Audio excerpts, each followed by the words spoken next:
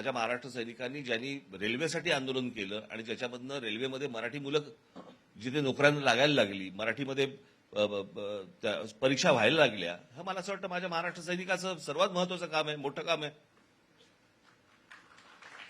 अशी अनेक आंदोलनं आहेत की त्या आंदोलनामध्ये एक ठसा उमटवलेला आहे आणि त्याचा अभिमान आहे.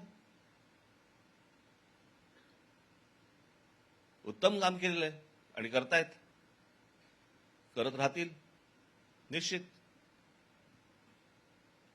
बाकीच्यांचं काय करायचं? म्हणजे बाकीच्या पक्षांमध्ये देखील असंच सांगितलं गेलं होतं ना की अरे इथे या,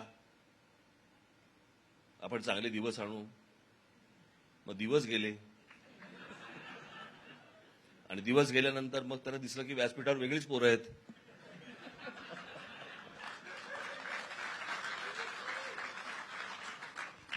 त्यांना बिनशर्त पाठिंबा देऊ नका पुढच्या वेळेस, कोणाला? त्या लोकांना.